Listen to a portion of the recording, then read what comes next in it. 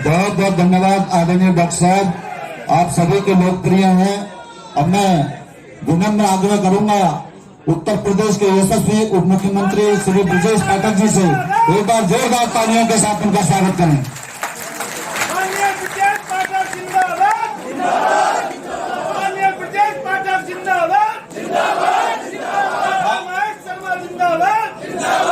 भारत माता के जय, भारत माता के जय। गौतम बुद्ध नगर लोकसभा सीट पर भारतीय जनता पार्टी के लोकप्रिय प्रत्याशी डॉक्टर महेश शर्मा जी की नामांकन सभा में उपस्थित आप सबके लाडले, आप सबके प्रिय माननीय सांसद लोकसभा के प्रत्याशी डॉक्टर महेश शर्मा जी, नोएडा के लोकप्रिय विधायक और हमारे मित्र आदरणीय पंकज सिंह जी, कार्यक्रम के अध्यक्ष आदरणीय रामदेव रावत जी, हमारे पुराने मित्र पूर्व विधायक आदरणीय सतबीर गुर्जर जी, अध्यक्ष राष्ट्रीय लोकदल आदरणीय जनार्दन भाटिया जी, चेयरमैन शारदा यूनिवर्सिटी हमारे मित्र आदरणीय वाई के गुप्ता जी, चेयरमैन दादरी आदरणीय गीता पंडित जी, आदरणीय के शुक्ला जी, आदरणीय योगेंद्र चौधरी जी, पूर्व विधायक आदरणीय विजेंद्र जी, डॉक्टर वीएस चौहान जी, आदरणीय हरीशचंद्र भाटिया जी, लोकसभा के सह संयोजक आदरणीय राकेश राणा जी, आदरणीय हेमा पाठक जी, आदरणीय सेवानंद शर्मा जी, प्रोफेसर सुनील शर्मा जी, आदरणीय भगवान दास सिंघल जी, आदरणीय वीरेंद्र दादा जी, आदरणीय जय भगवान गोयल जी, आदरणीय देवा भाटी जी, उपस्थित सभी भाइयों तथा बहनों, मंच पर हमारे वरिष्ठ नेतागण, पत्रकार मित्रों, बहुत देर से आप सब इकट्ठा हैं और बड़ी तन्मयता के साथ सबकी बातों को सुन रहे हैं। देश लोकतंत्र के महापर्व से गुजर रहा है। पूरे देश में चर्चा लोकसभा चुनाव की है और पूरे प्रदेश में चर्चा गौतम बुद्ध नगर सीट की है। गौतम बुद्ध नगर सीट भारतीय जनता पार्टी के लोकप्रिय प्रत्याशी डॉक्टर महेश शर्मा जी एक तरफा जीत रहे हैं। यहां कोई विपक्षी दल लड़ाई में नहीं है। पूरे प्रदेश में प्रथम चरण और द्वितीय चरण के चुनाव की नामांकन की प्रक्रिया प्रथम चरण की पूरी हो चुकी है, द्वितीय चरण की कल पूरी हो जाएगी।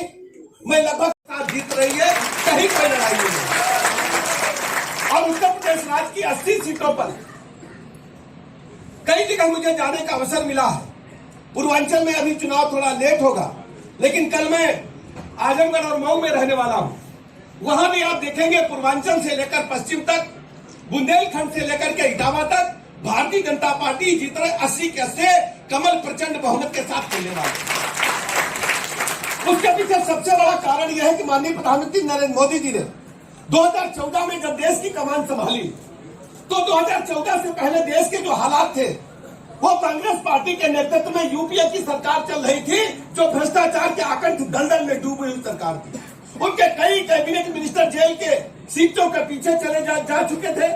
चाहे कॉमनवेल्थ का घोटाला हो तो तत्कालीन खेल मंत्री जेल के सीटों के पीछे थे, चाहे संचार घोटाला हो, 2G स्पेक्ट्रम घोटाला हो तो उनके मंत्री जेल के सीटों के पीछे थे। सेना के बने भवनों में मुंबई में घोटाला हुआ, उसमें भी भ्रष्टाचार के दाग लगे। कोयला घोटाला हुआ, उसमें भी भ्रष्टाचार के दाग लगे। भारत माता की छवि लगातार धूमिल हो रही थी कांग्रेस पार्टी के नेतृत्व में जब सरकार चल रही थी। लेकिन भारतीय जनता पार्टी की जो सरकार माननीय मोदी जी के नेतृत्व में बनी तो दो चुनौतियां माननीय मोदी जी के समक्ष सबसे बड़ी थी। एक चुनौती जो भारत की छवि पूरी दुनिया के पैमाने पर कांग्रेस ने भ्रष्टाचार करने वाली देशों की सूची में तेजी के साथ ऊपर की ओर बढ़ाने का काम किया था, उसको हमें सही स्थिति भारत माता की दुनिया के सामने रखना। और दूसरी चुनौती थी कि भारत के अंदर गरीबी और अमीरी में खाई बढ़ रही थी, गरीब आदमी और गरीब हो रहा था। माननीय प्रधानमंत्री जी ने तय किया, जब उन्होंने 2014 में देश की सत्ता संभाली तो दुनिया के पैमाने पर ढेर सारे राष्ट्रों का दौरा करके भारत माता की वास्तविक छवि को दुनिया के सामने रखा और भारत के गरीब कल्याण योजनाओं चला करके भारत के गरीबों के जीवन स्तर को ऊपर उठाने में आज कामयाबी हासिल की है। आज हम कह सकते हैं कि हर गरीब को पक्का मकान मिला है, हर गरीब का सपना होता है उसे पक्का मकान मिले। अपने बच्चों को जब दुनिया छोड़ करके जाए तो पक्के मकान में छोड़ के जाए, चाहे एक कमरा हो चाहे दो कमरा हो, वो छप्पर में पैदा हो, खपड़े में पैदा हो, पन्नी में पैदा हो। लेकिन आज हम दावे के साथ कह सकते हैं कि अपने देश के प्रदेश के हर गरीब को पक्का मकान देकर के उसके जीवन स्तर में बदलाव लाने का काम भारतीय जनता पार्टी की सरकार ने मोदी जी ने किया है। शौचालय देखने में छोटा सब्जेक्ट लगता है कि शौचालय बन गया, लैट्रिन बन गए, लेकिन आज सोचिए 2014 से पहले इस देश के क्या हालत थे। चाहे नोएडा हो, चाहे प्रदेश का कोई जिला हो, चाहे देश का कोई जिला हो, देश का कोई गांव हो, हमारी माताएं बहनें शाम होने का इंतजार करती थी दैनिक क्रिया से निपटने के लिए। सड़क के किनारे लोटा लेकर के, डब्बा लेकर के बैठती थी और गाड़ी की हेडलाइट जब उनके शरीर पर पड़ती थी, विपरीत परिस्थितियों में बेचारी खड़ी होती थी। आज मोदी जी ने इज्जत से जीने का हक हमारी बहनों को देने का काम किया। हजारों सिगरेट पीने का धुआं उनके फेफड़ों में जाता था। चूल्हे पर खाना बनाती थी, कंडे पर खाना बनाती थी, गोईठा पर खाना पकाती थी, लकड़ी पर खाना पकाती थी। बरसात के दिनों में तो और भी आफत हो जाती थी। लेकिन माननीय मोदी जी ने क्या किया? उज्ज्वला गैस योजना लाकर निःशुल्क गैस कनेक्शन देकर के गरीब माताओं बहनों के जीवन स्तर को ऊपर उठाने का काम किया है। अब हमारी बहनों को, गरीबों को कोई चिंता की बात नहीं। पीने के पानी के लिए कितना संघर्ष होता था। बुंदेलखंड में हमने उत्तर प्रदेश राज्य में देखा, जब समाजवादी पार्टी की सरकार थी 2017 में, बुंदेलखंड में ट्रेन से पानी आएगा, विंध्याचल में ट्रेन से पानी आएगा, हमने अपने आंखों से अखबार में पढ़ा है। हमारे उत्तर प्रदेश के भाई लोग नोएडा के प्रबुद्ध जन बैठे हैं, आप अच्छी तरह जानते हैं। लेकिन माननीय मोदी जी ने देश के पैमाने पर जल जीवन मिशन प्रारंभ किया। कौन सोचता था कि शहरों को छोड़ करके गांव में भी नल से जल आएगा, शुद्ध पेयजल मिलेगा। आज हम कह सकते हैं कि माननीय मोदी जी ने जल जीवन मिशन ला करके पूरे देश के गरीबों को, नौजवानों को, माताओं बहनों को सबके घरों में नल से जल पहुंचाने का कार्य, एक पुनीत कार्य किया है। कोई बीमार पड़ जाए, सबसे पहले गरीब के यहाँ कोई अगर हार्ट अटैक हो जाए, किसी की किडनी चली जाए, लीवर चला जाए, कोई असाध्य रोग लग जाए, गरीब की बेटी के, माँ के गहने बिकते थे, फिर उसका घर बिकता था, फिर खेती बिकती थी। एक तरफ मरीज, दूसरी तरफ मरीज का पूरा परिवार नष्ट हो जाता था इन गंभीर बीमारियों की वजह से। माननीय मोदी जी ने दुनिया की सबसे बड़ी योजना आयुष्मान भारत के नाम से प्रारंभ की। दुनिया की सबसे बड़ी योजना आज हम सीना ठोक करके कह सकते हैं कि गरीब हमारे भाई बहन को 5 लाख की निःशुल्क इलाज की गारंटी देने वाला अगर कोई देश पहला है तो भारत देश है दुनिया के पैमाने पर। और उत्तर प्रदेश राज्य नंबर 1 पर आयुष्मान भारत कार्ड बनाने वाला राज्य है, जो भारतवर्ष में नंबर 1 पर उत्तर प्रदेश राज्य में आयुष्मान भारत कार्ड बने। पानी, बिजली, स्कूलों की हालत क्या थी? बेसिक शिक्षा के स्कूल टूट करके दीवारें गिर गई थी, बच्चे जाना नहीं चाहते थे। अभिभावकों ने स्कूल, प्राइवेट स्कूलों में अपना बच्चों को एडमिशन कराना प्रारंभ किया था। समाजवादी पार्टी के शासनकाल में सरकारी स्कूलों में भूसा भरने का काम समाजवादी पार्टी के नेता लोग कराने का काम समर्थक लोग कर रहे थे। आज हम कह सकते हैं कायाकल्प योजना ला करके हमारी सरकार ने उन स्कूलों को मॉन्टेसरी प्राइवेट स्कूलों से बेहतर बनाने का काम किया। बच्चों को हमने प्राइवेट स्कूलों से बेहतर ड्रेस प्रदान की, निःशुल्क जूता मोजा प्रदान किया, पाठ्य पुस्तकें प्रदान की और क्वालिटी मध्याह्न भोजन देने का काम किया है। ड्रॉप आउट समाजवादी पार्टी के शासनकाल में बेसिक शिक्षा के स्कूलों का 1 करोड़ 12 लाख बच्चे हमारे बेसिक शिक्षा के स्कूलों में रह गए थे। लेकिन आज हम कह सकते हैं 1 करोड़ 92 लाख हमारे बेसिक शिक्षा के स्कूलों में बच्चे उच्च कोटि की शिक्षा ग्रहण कर रहे हैं, उनको क्वालिटी भोजन देने का काम कर रहे हैं। हमारे ढेर सारे लोग गांव से भी आए होंगे, सभी लोग गांव से संबंधित है। पूरे उत्तर प्रदेश में जाकर पता कर लीजिए, ग्राम प्रधान का कार्यालय भारतीय जनता पार्टी की सरकार से पहले प्रधान जी का बस्ता प्रधान जी के घर में रहता था या पंचायत सेक्रेटरी के जेल में रहता था। आज हम सीना ठोक करके कह सकते हैं कि पूरे प्रदेश में, उत्तर प्रदेश में भारतीय जनता पार्टी की सरकार ने प्रधानों के कार्यालय डीएम कार्यालय से बेहतर बनाने का काम किया। जाकर के आप देखिए, जांच लीजिए, और उसमें इंटरनेट की सुविधा प्रदान की। अगर कोई केंद्र प्रदेश की योजना है जिससे हमारे गरीब भाई बहन को कोई लाभ मिलना, वहीं आवेदन कर सकते हैं, लाभ उठा सकते हैं। ऐसी है भारतीय जनता पार्टी की सरकार। आप सब अच्छी तरह जानते हैं प्रदेश क्या है। 2017 से पहले प्रदेश के क्या हालत थे? बिजली एक हफ्ता दिन में आती थी, एक हफ्ता रात में आती थी। हमारे रिश्तेदार लोग पूछते थे कि बत्ती दिन की है कि रात की। 75 के 75 जनपदों को 24 घंटा बिजली मुख्यालय पर देने का काम हमारी सरकार ने किया। पहले ट्रांसफार्मर ढूंढता था, ट्रांसफार्मर लेने के लिए ग्रामीणों को खुद जाना पड़ता था, लेकिन हमने टाइम लिमिट उसके लिए तय करने का काम किया है। आज हम कह सकते हैं उत्तर प्रदेश राज्य में कानून व्यवस्था नंबर 1 पर है। पहले क्या था? 2017 से पहले समाजवादी पार्टी के शासनकाल में गुंडे, बदमाश, माफिया, लुच्चे, लफंगे, नोएडा की सड़क हो, चाहे कानपुर की सड़क हो, चाहे मेरठ की सड़क हो, चाहे उन्नाव की सड़क हो, चाहे पूरे प्रदेश में 75 जनपदों में हर डिस्ट्रिक्ट में माफिया घूम रहे थे। हमारी सरकार ने, भारतीय जनता पार्टी की सरकार ने 1 डिस्ट्रिक्ट 1 प्रोडक्ट दिया है। हर जिले में कुछ ना कुछ अच्छा है। जैसे लखनऊ में चिकनकारी के कपड़े होते हैं, मुरादाबाद का पीतल उद्योग दुनिया में मशहूर है, अलीगढ़ के ताले दुनिया में मशहूर है, पीलीभीत में बांसुरी बजाने वाली श्री कृष्ण भगवान की बनती है, ऐसे ही अमरोहा में ढोलक पूरी दुनिया में मशहूर है, और रामपुर की वायलिन दुनिया में तरंग बिखेर रही है, गाने बिखेर रही है। लेकिन समाजवादी पार्टी की सरकार में, हमारी सरकार में अगर 1 डिस्ट्रिक्ट 1 प्रोडक्ट है, तो समाजवादी पार्टी की सरकार ने 1 डिस्ट्रिक्ट 1 माफिया देने का काम किया। नोएडा की सड़कों पर क्या होगा? मैंने अपनी आंखों से नोएडा की सड़कों पर देखा है। गुंडे, माफिया, बदमाश एक एक गाड़ी में 10-10 बंदूकें भर करके चलते थे, नोएडा कार्यालय पर कब्जा करते थे अथॉरिटी के, और टेंडर लूटने का काम करते थे कि गलत कराओ सही कराओ बता दीजिए। आज हम दावे के साथ कर सकते हैं उत्तर प्रदेश में कोई भी माफिया गिरोह सक्रिय नहीं है। उत्तर प्रदेश से गुंडे माफिया प्रदेश से पलायन कर गए हैं या जेल के सीखों के पीछे सड़ने का काम कर रहे हैं। उत्तर प्रदेश में अब गुंडे माफिया गले में तख्ती लटका करके घूमते हैं कि हमें गिरफ्तार कर लो, हमें गुंडाई नहीं करनी, हमें सज्जनता के साथ जीवन जीना। ये है उत्तर प्रदेश। और ये सब कैसे संभव? ये सब संभव आपकी वजह से हुआ। नोएडा के लोगों, आपने कमल के बटन को दबाने का काम किया है। 2017 में मोदी जी के मार्गदर्शन में चुनाव हुआ था, आपने 325 सीटें भारतीय जनता पार्टी को प्रदान की। ये सब आपकी वजह से संभव हो पाया है, क्योंकि नोएडा में पूरे देश के लोग। आज हालत क्या है? समाजवादी पार्टी के लोग, कांग्रेस पार्टी के लोग गठबंधन तरह तरह के कर रहे हैं। जैसे आप जानते हो, आप लोग मार्केट में रहते हैं, कभी कभी पुराना सामान दुकानदार नई पैकिंग करके बेचने का प्रयास करता है, लेकिन उसका सामान बिकता नहीं है, सड़ा माल अंदर है। कांग्रेस पार्टी और उनका गठबंधन, भाई समाजवादी पार्टी का गठबंधन 2012 में भी हुआ, याद है? कांग्रेस पार्टी और समाजवादी पार्टी का जब 2 लड़के निकले थे, याद है आप लोगों को?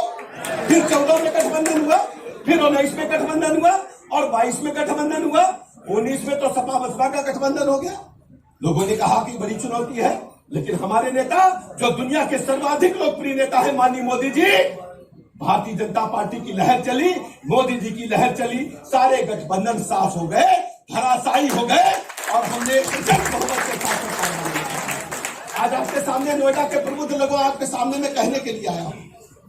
ये गठबंधन की राजनीति आप जानते हैं। कांग्रेस पार्टी से विपक्षी गठबंधन जो रामलीला मैदान में बैठ करके रैली कर रहे थे, क्योंकि आप दिल्ली के पास रहते हैं, सभी दल भ्रष्टाचार के आकंठ की दलदल में डूबे हैं, उन पर गिरफ्तारी की तलवार लटक रही थी या बेल पर है। कांग्रेस पार्टी के नेता तो बेल पर है, 5,000 करोड़ का घोटाला करके बैठे हैं, चाहे राहुल गांधी हो, चाहे उनके शीर्ष नेतृत्व। आज भारतीय जनता पार्टी एक ऐसी पार्टी है जो कार्यकर्ताओं की पार्टी है। आप किसी नेता से पूछिए, किसी व्यक्ति से पूछिए, पत्रकार से पूछिए कि समाजवादी पार्टी का अगला राष्ट्रीय अध्यक्ष कौन होगा, तो लोग कह देंगे अखिलेश यादव का बेटा होगा। क्यों भैया बोलना? सच्ची बात है। किसी से पूछो कांग्रेस पार्टी का अगला नेता कौन होगा, तो लोग कहेंगे राहुल गांधी की शादी हो जाएगी तो इनका बेटा, नहीं तो प्रियंका गांधी का। क्यों बोलो भैया? सही बात है कि नहीं? शिवसेना में कौन होगा, तो उद्धव ठाकरे के बाद आदित्य ठाकरे, आदित्य ठाकरे के बाद उनका। शरद पवार का कौन होगा? सूरत सुप्रिया सूले, उसके बाद उनकी बेटी बेटा, यही है ना। लेकिन भारतीय जनता पार्टी में कितना भी विद्वान आदमी हो, ये नहीं बता सकता अगला राष्ट्रीय अध्यक्ष कौन होगा।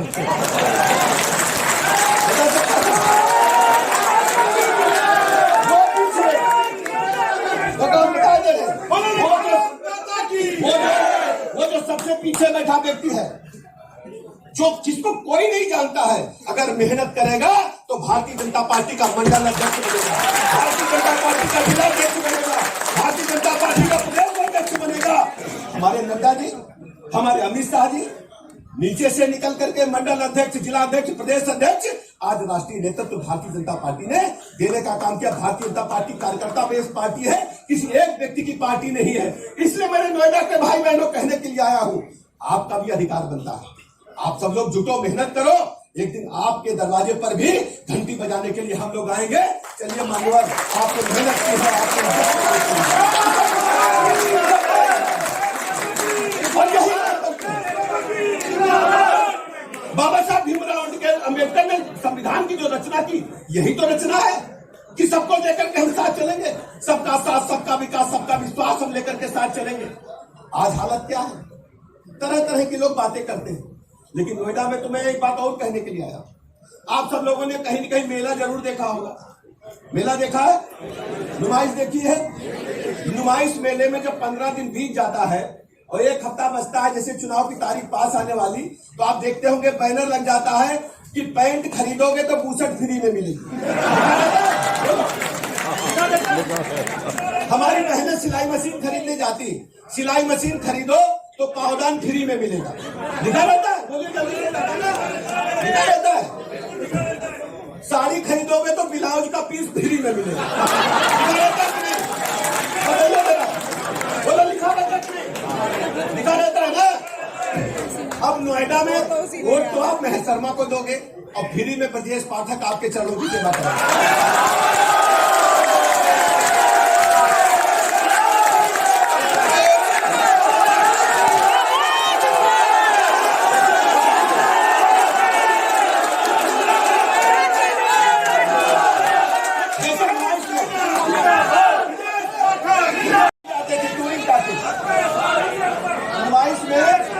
नुमाइश में टाकी जाते थे सिनेमा दिखाने के लिए, आते थे कि नहीं आते थे? बोलो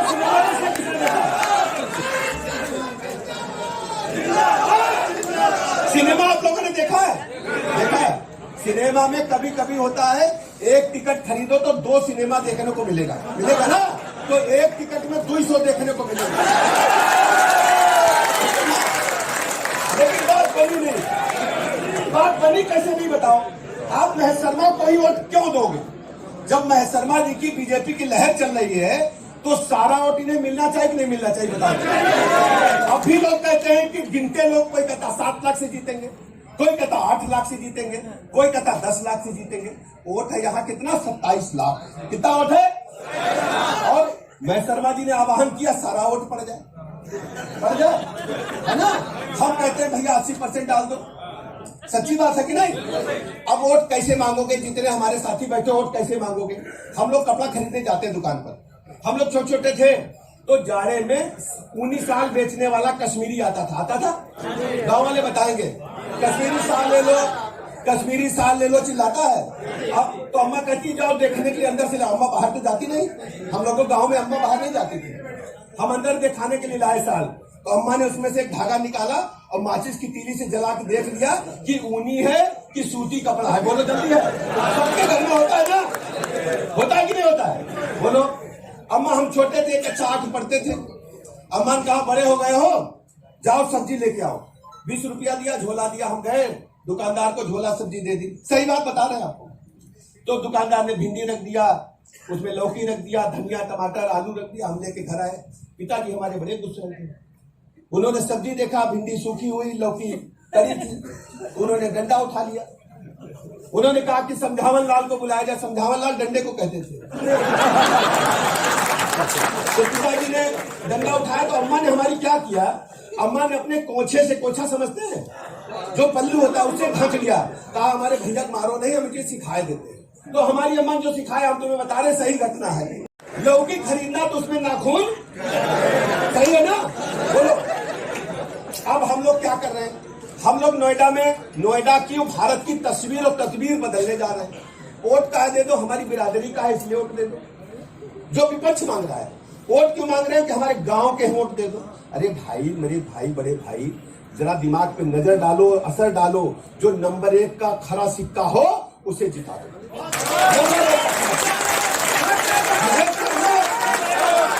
सारे प्रत्याशियों में, सारे प्रत्याशियों में महेश शर्मा नंबर 1 के हैं कि नहीं, सही बताइए। तो नंबर 1 के हैं तो सारा वोट इन्हें मिलना चाहिए, नहीं मिलना चाहिए। तो हम लोग ऐसे नहीं मानेंगे। आपको आज से घर घर जाना है और 100% कमल के प्रचंड बहुमत पर वोट डलवाने के लिए काम करना। करेंगे ना? करेंगे ना? इससे जानते क्या होगा, नोएडा का मामला बहुत आगे बढ़ जाएगा। पूरा देश जान जाएगा नोएडा ऐसा शहर है, ऐसा लोकसभा सीट है जहां सारा वोट बीजेपी को मिल गया। और नंबर 1 पर महेश शर्मा जी आएंगे तो पूरा नोएडा का एक एक आदमी, एक एक भाई बहन, बच्चा आएगा कि नहीं आएगा? तो हमारी बात सब लोग सहमत है ना? और हम लखनऊ में आपके भाई बेटे का घर आपके लिए खुलेंगे। भारत माता के, भारत माता के।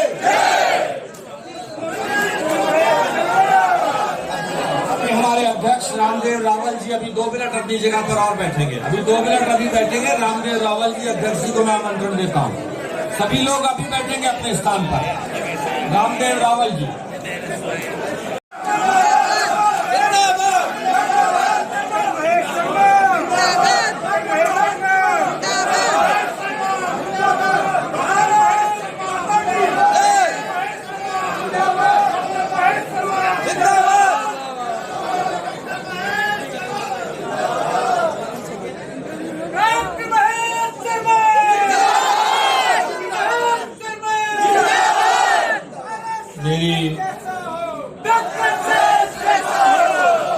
मेरी कर्म भूमि की माटी, इस गौतम बुद्ध नगर के शारदा यूनिवर्सिटी के प्रांगण में उपस्थित मेरे प्रिय, मेरे शुभचिंतक, मेरे संरक्षक, मेरे देवतुल्य कार्यकर्ता बंधु, मेरी मातृशक्ति, मैं आपको नमन करता हूं।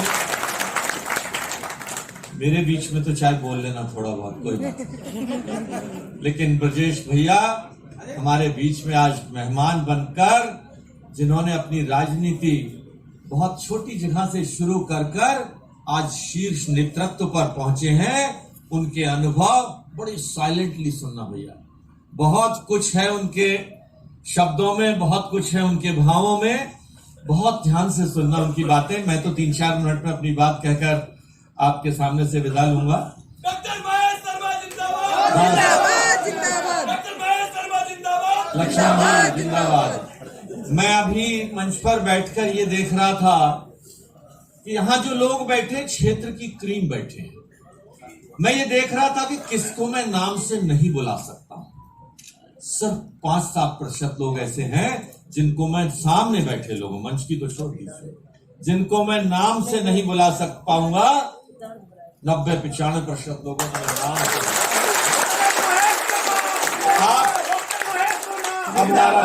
अब नारे नहीं, 3-4 मिनट की बात है। साथियों, आपके प्यार के कारण पार्टी ने मुझे 5वीं बार टिकट आपका विश्वास देखकर दिया है, आपका प्यार देखकर दिया है। एक बार विधायक और 4थी बार सांसद का टिकट पार्टी को अगर ये लगे यहाँ की क्षेत्र की जनता साथ नहीं है तो कोई पार्टी किसी को टिकट नहीं देगी, चाहे कितना ही बड़ा कार्यकर्ता हो, कोई नहीं देगा। ये आपका विश्वास है, आपका प्यार है, आपका सम्मान है, उसे देखकर पार्टी ने मुझे जिम्मेदारी दी है। मैं आपको धन्यवाद देता हूं। और ये विश्वास कर लीजिए, ये 700-800 लोग जो यहाँ बैठे हैं, ये मेरे कर्णधार हैं। और आप इतने महत्वपूर्ण हैं लोग कि आप अकेले आज एक शपथ लेकर जाए कि भाई मुझे जो जिम्मेदारी मिली है, उस जिम्मेदारी को जो पंकज भैया ने कही है उसको मुझे निभाना है। तो जो जीत आपकी जीत होगी, ये क्षेत्र के इतिहास में अपने पन्नों में लिखाएगा कि गौतम बुद्ध नगर की लोकसभा हमने जीती है। मुझे एक चिंता भी सता रही है। चिंता ये है कि 7 लाख, 6 लाख, 8 लाख हमारी मंजिल है, पिछले बार से ज्यादा। ये उत्साह ठीक है, अति उत्साह का ये ना हो जाए कि चलो 7 लाख से तो जीत ही रहे, मेरे वोट से क्या फर्क पड़ेगा, कहीं ऐसी गलती ना हो जाए। अभी इसके विषय में जो प्रधानमंत्री जी ने कहा था वो मैं अभी आपके सामने सुनाऊंगा। आज मैं आप सबकी ओर से, अपनी ओर से, एक ऐसे राजनेता जो छात्र जीवन से राजनीति में रहे, संघर्ष किया और संघर्ष कर आज शिखर की, उत्तर प्रदेश की शिखर की राजनीति में आए हैं, मैं उनका अभिनंदन करता हूं। मेरा उनसे एक पारिवारिक भाव का रिश्ता है, उस परिवार भाव से भी मैं उनको नमन करता हूं। छोटे भाई पंकज, वास्तव में अगर प्रतिमूर्ति देखनी है राजनीति की शुचिता की, राजनीति की सचरित्रता की, और माननीय राजनाथ सिंह जी के पुत्र होने के नाते सिर्फ नहीं, पिछले 25 वर्षों से छोटी सीढ़ी से लेकर प्रदेश उपाध्यक्ष, विधायक तक की सारी सीढ़ियां उन्होंने तय की हैं, इसलिए आज इस राजनीति में है। ऐसे भाई पंकज सिंह जी आज मेरे बराबर में ही मेरे बैठे, एक ऐसे विधायक जिनकी में कोई बुराई करने वाला मुझे अभी तक नहीं मिला, भाई सतबीर गुर्जर जी, और हमारी सहयोगी पार्टी जिस किसानों की मसीहा पार्टी के नेता के रूप में चौधरी चरण सिंह जी को जो सम्मान हमारी पार्टी ने हमारे यशस्वी प्रधानमंत्री नरेंद्र मोदी जी ने दिया है, भारत रत्न के सम्मान से सम्मानित किया है। आज उनकी पार्टी के जनार्दन भाटी जी, भाई मनोज भाटी जी, भाई विजेंद्र यादव जी और पूरी लोकदल की टीम को मैं बधाई देता हूं, धन्यवाद देता हूं। साथियों, आज के कार्यक्रम की अध्यक्षता एक ऐसे व्यक्तित्व के धनी कर रहे हैं जो वास्तव में महाराणा के प्रतीक है। यह समाज, ये देश महाराणा का सम्मान करता है, मान सिंह का नहीं करता है। इस महाराणा के संस्कारों के प्रतीक के रूप में आज रामदेव रावल जी मेरा जिनसे 35 वर्षों से एक भावनात्मक रिश्ता रहा है, समय समय पर मेरा मार्गदर्शन भी, राजपूताना के प्रदेश उपाध्यक्ष भी हैं, गौरक्षक संघ के अध्यक्ष भी हैं, एक समाज सेवी भी हैं और मेरे बड़े भाई भी हैं। आज के कार्यक्रम की अध्यक्षता आदरणीय रामदेव रावल जी कर रहे हैं। आदरणीय गीता पंडित जी हमारी चेयरमैन, भाई के शुक्ला जी हमारे प्रभारी, भाई योगेंद्र चौधरी जी, भाई विजेंद्र खतीक जी पूर्व विधायक, भाई मेरे बहुत ही प्रिय साथी जिन्होंने जब हम साथ चिकित्सा के पेशे में आए थे, और अब मेरे भाई और दोस्त शुभचिंतक डॉक्टर वी.एस. चौहान जी, और एक ऐसे राजनेता जिनसे राजनीति सीखनी चाहिए कि सबको साथ लेके कैसे चलते हैं, आदरणीय हरीश भाटी जी, मेरे लोकसभा के सह संयोजक भाई राकेश राणा जी, मेरी बहन हेमा पाठक जी मेरी बेटी है, भाई सेवानंद शर्मा जी, भाई सुनील शर्मा जी, चेयरमैन खुर्जा भगवान दास सिंगल जी, अभी कुछ नाम, वीरेंद्र डाढ़ा जी एक ऐसे व्यक्तित्व रहे हैं, वो राजनीति में कहीं रहे हो, दोनों भाई नरेंद्र भी और वीरेंद्र भी, एक ऐसा पारिवारिक भाव का संबंध उनसे मेरा लंबा रहा है। एक ऐसे ही व्यक्तित्व के धनी आदरणीय श्री जय भगवान गोयल जी, आप देखते होंगे ये चेहरा पहचान लो, जब राष्ट्र की, धर्म की, सनातन की बात आती होगी ये चेहरा कहीं, और हो सकता कहीं ऐसे में, क्यों गोयल साहब, कहीं देश के नाम ही समर्पण में, तो चिंता मत करना, 50 साल बाद मूर्ति में लगवाई दूंगा। भाई मेघराज भाटी जी, भाई प्रमोद राज जी, अरे हाँ भाई हमारे इंद्रवीर भाटी जी, भाई पीछे के गुजरो भाई अजीत दौला जी, मेरे एक ऐसे ही बहुत ही प्रिय शुभचिंतक और साथी मेरे साथ रहे हैं, बहुत बहुत हमारी पार्टी के शीर्ष वरिष्ठ नेता बड़े भाई विजेंद्र भाटी जी साकीपुर वाले, भाई प्रमुख साहब सुनील प्रमुख साहब कहाँ हैं, हाँ खड़े हो जाओ जरा, ये कुछ योगेंद्र भाटी है मेरे भाई देवता से, और देवा कहाँ है, देवा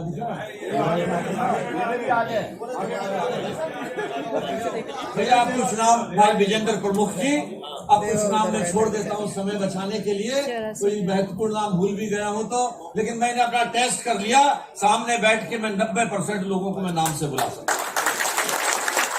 बस साथियों मैं 3-4 मिनट में अपनी बात खत्म करूंगा।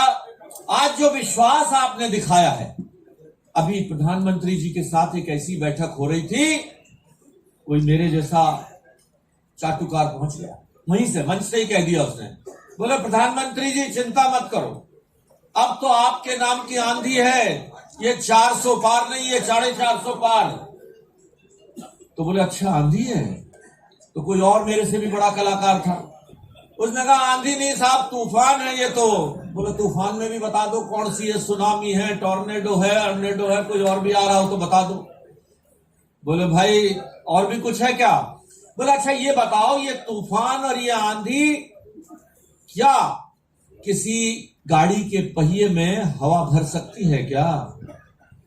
अगर पंप नहीं बनोगे तो गाड़ी के पहिए में कोई तूफान हवा नहीं भर सकता। तो ध्यान रखो मेरे साथियों, हमें पंप बनना है। ये प्रधानमंत्री जी के शब्द, मेरे भाव नहीं है। जो उन्होंने हम कार्यकर्ताओं के बीच में एक मीटिंग में, अभी 1 महीने पहले की मीटिंग में उन्होंने कहा था, आज हम जो लोग ये प्रण लेकर जाए कि हमें पंप बनना है, इस चीज का ध्यान रखना पड़ेगा। ये गर्मी भी पड़ेगी, 3 दिन की छुट्टियां भी पड़ सकती हैं। शुक्रवार को चुनाव है, 26 शनिवार की छुट्टी हो सकती है, इतवार की भी छुट्टी हो सकती है।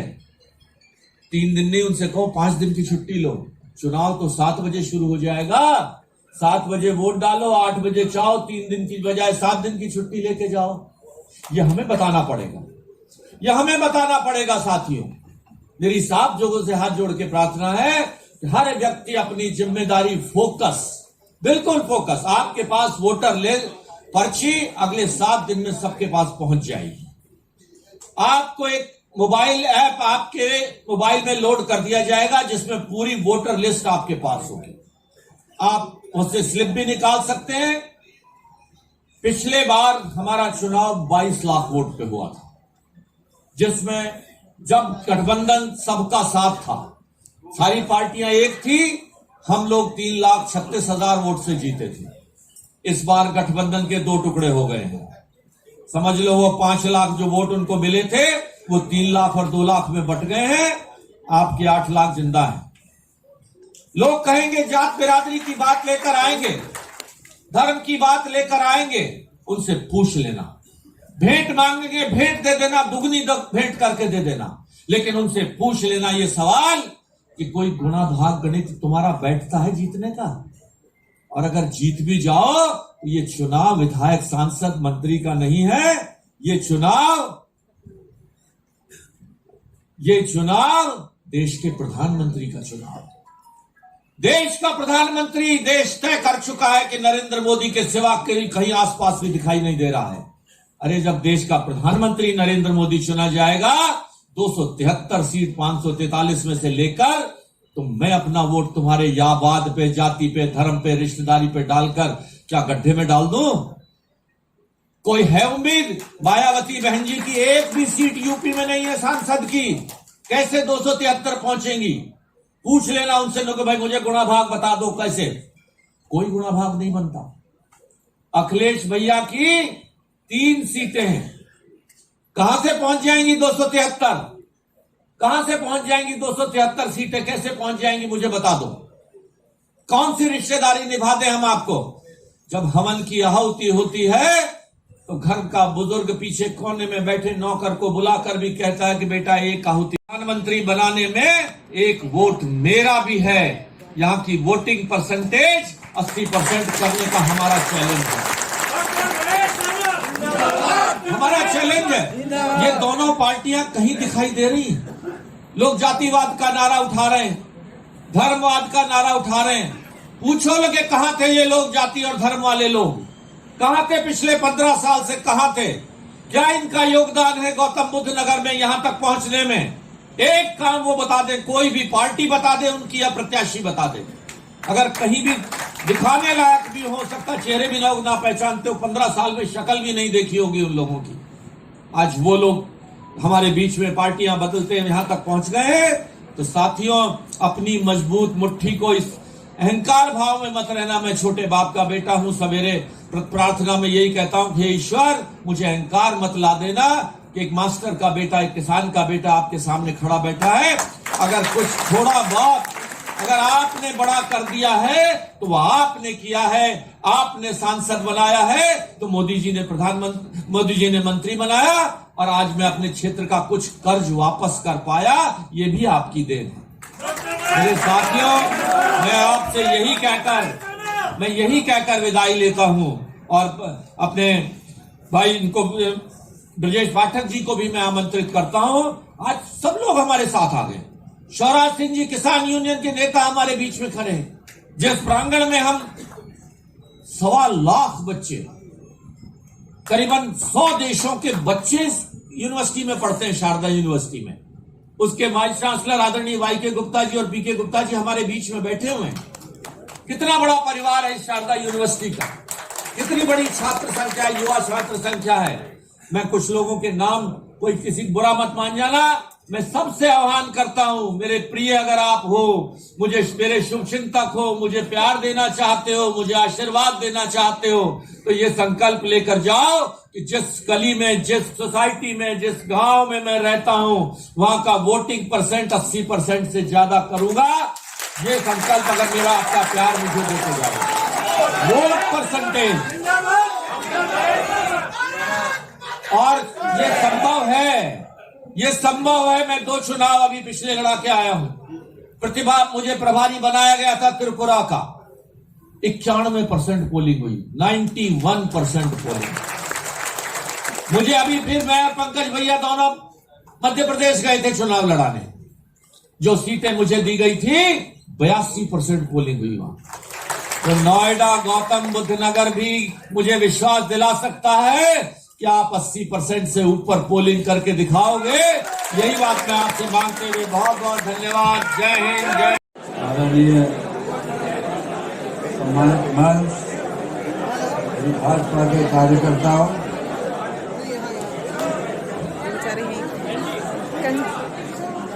ये आप लोगों को पहले वक्ताओं ने सब कुछ बता दिया है और हम लोग रोज सुनते आ रहे हैं कि सरकार की क्या उपलब्धियां हैं, उन पे हमें नहीं जाना चाहता। मैं सिर्फ थोड़ी सी कागज में आगे बढ़ना चाहता हूँ कि डॉक्टर महेश शर्मा, जिनके मेरे ख्याल में 7 से 8 हॉस्पिटल हैं, हो सकता ज़्यादा भी होंगे। सम्मानित साथियों, आपसे निवेदन, जो कि उनको 4थी बार टिकट मिली रहता है, लेकिन तो ये इस व्यक्ति को खड़े हो जाने चाहिए। पैसा कमाने की कोई जरूरत नहीं है। ये आज इतिहास गवाह है कि जब भी किसी ने अपने वैभव को छोड़ा है तो वो इतिहास बना के गया है, चाहे वो गौतम बुद्ध हो, चाहे महावीर भगवान हो। उन्होंने अपना राजपाट छोड़ा, समाज की सेवा के लिए उन्होंने कीर्तिमान बनाए। आज उनको हम भगवान के रूप में देखते हैं। जो त्याग डॉक्टर महेश शर्मा आप लोगों के लिए कर रहे हैं, वो चाहते तो आराम से की जिंदगी गुजार सकते थे, देश विदेश में घूम सकते थे, लेकिन आज वो दर के घर घर जाकर आपसे वोट मांग रहे हैं, वोट की भीख मांग रहे हैं। तो किस लिए? इसलिए नहीं कि उनको कुछ और वैभव मिल जाए, वो इसलिए मांग रहे हैं कि वो आपकी कुछ सेवा कर सके, एक कीर्तिमान स्थापित कर सके। मैं ज़्यादा नहीं बोलूँगा, मैं ऐसे योगी को, मैं उनको महेश योगी का नाम देता हूँ क्योंकि उन्होंने त्याग किया है। तो ऐसे योगी को आप सब ज़्यादा से ज़्यादा वोट दिलाकर और एक कीर्तिमान स्थापित करें। और आने वाले समय में, और उनसे उनको भी मेरा एक सुझाव है कि 5 दिन आप लेके, आपको किसी चीज़ की कोई कमी नहीं है। हर क्षेत्र में जाकर, आपकी 5 विधानसभाएं हैं, 4 विधानसभा में आपके हॉस्पिटल हैं, 1 विधानसभा खुर्जा में नहीं, उसमें सिकंदराबाद में नहीं है, लेकिन आप एक दिन हर क्षेत्र को दीजिए और वहाँ जनता दरबार लगाइए, जिससे कि आप उनकी समस्याओं को जान सके और उनका समाधान कर सके। इसी के साथ में आप सबसे विनती करता हूँ कि उनसे ज़्यादा से ज़्यादा वोट देकर और नंबर वाइज कर उनको विजयी बनाएं। धन्यवाद। सम्मानित उप मुख्यमंत्री श्री ब्रजेश पाठक जी, एक बार जोरदार तालियों के साथ उनका स्वागत करें। उनके साथ में हमारे लोकसभा के प्रत्याशी डॉक्टर महेश शर्मा जी भी हमारे बीच में पहुंचे हैं, उनका भी बहुत बहुत स्वागत। राष्ट्रीय लोक दल के जिलाध्यक्ष भाई जनार्दन भाटी जी हमारे बीच में पहुंचे हैं, और नोएडा के लोकप्रिय विधायक श्री पंकज सिंह जी हमारे बीच में पहुंचे। एक बार जोरदार तालियों के साथ उनका अभिनंदन करें।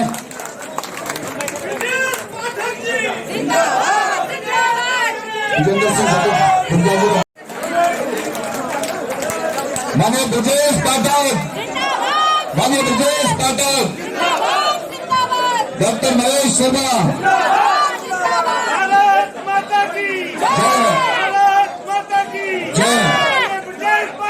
जिंदाबाद।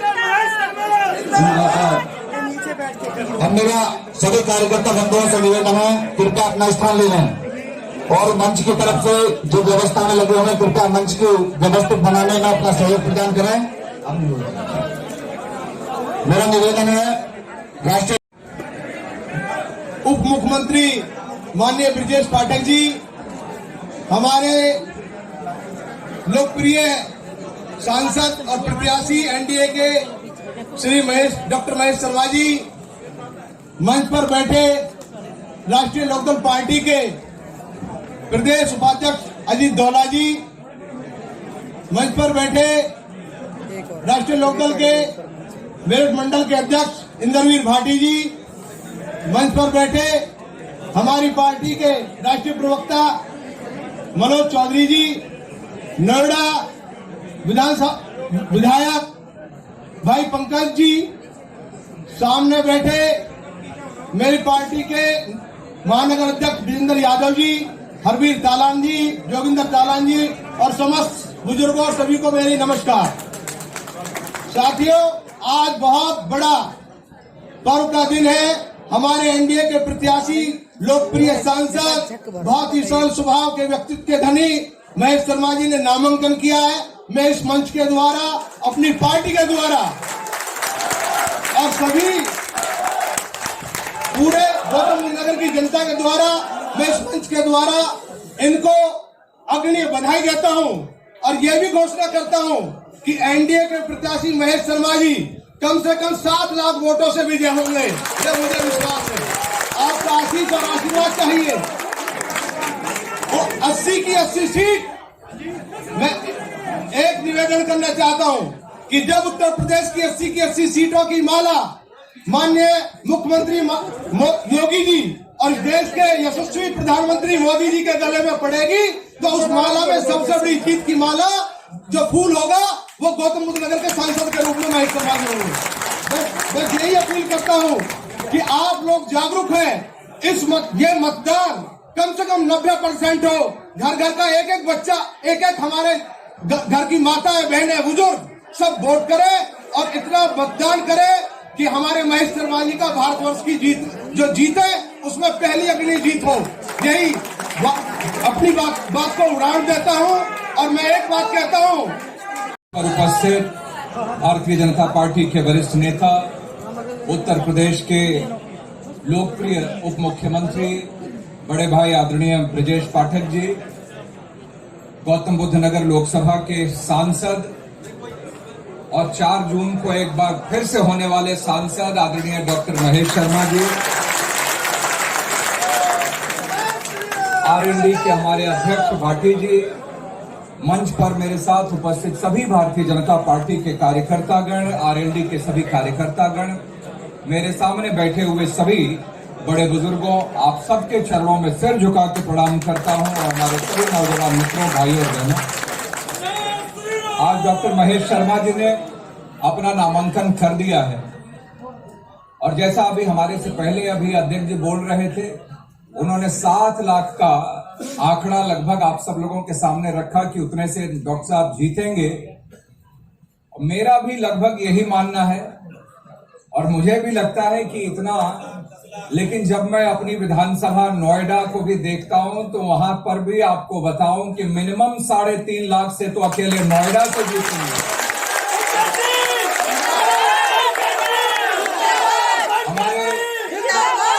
हमारे दादरी के विधायक तेजपाल जी, जेवर से हमारे विधायक धीरेन्द्र सिंह जी, सिकंदराबाद से लक्ष्मी सिंह और मीनाक्षी जी बगल खुर्जा से, ये सभी लोग आज, क्योंकि मुरादाबाद में एक कार्यक्रम है, आदरणीय अमित शाह जी आ रहे हैं, वहां पर जाना था तो वहां गए हैं।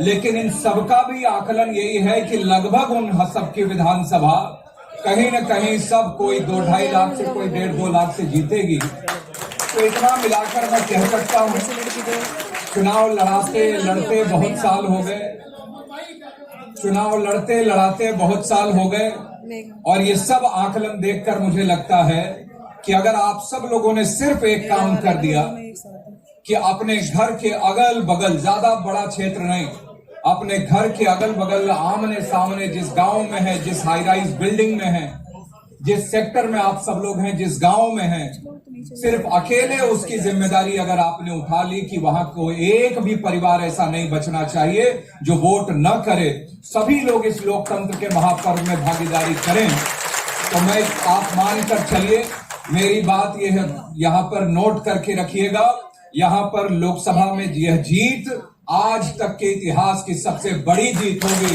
और कहीं न कहीं